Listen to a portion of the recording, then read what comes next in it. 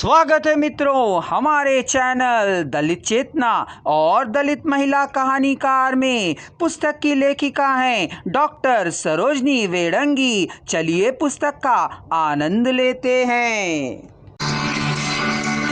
महिलाओं के अंदर बढ़ती चेतना और जागरूकता ने पारंपरिक छवि को तोड़ा है। देखा जाए तो साहित्य में नारी की भागीदारी जिस तेजी से हो रही है, उसे देखते हुए नारी की अभिव्यक्ति की सामर्थ्य पर हैरान होने वाली कोई बात नहीं रहेगी।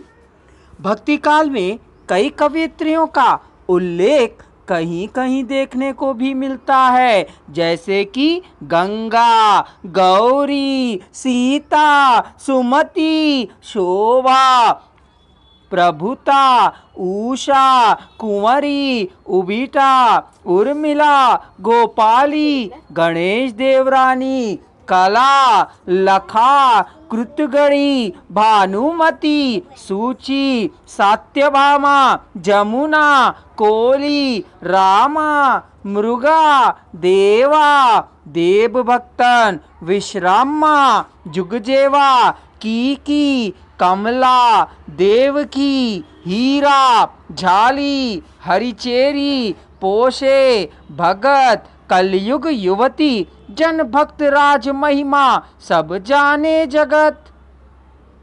इन कवित्रियों ने कविताएं लिखी थीं, परंतु इनकी कविताएं कहाँ गई यह कोई नहीं जानता। भक्ति काल की समस्त कवित्रियां स्त्री काया जनित वेदना और विद्रोह को अभिव्यक्त करती है, चाहे वो मीरा हो या लल्लेश्वरी। भक्ति में भिगोई इनकी दमनकारी व्यवस्था के प्रति आक्रोश को सहज ही पहचाना जा सकता है।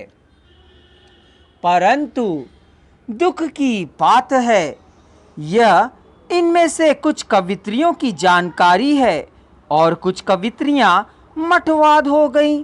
उनके बारे में या उनकी लिखी कविताओं के बारे में कहीं भी देखने को अब नहीं मिलता है।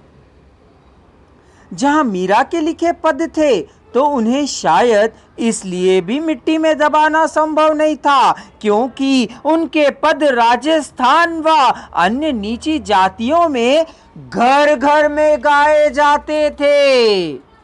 और यही हाल लल्लेश्वरी का भी था।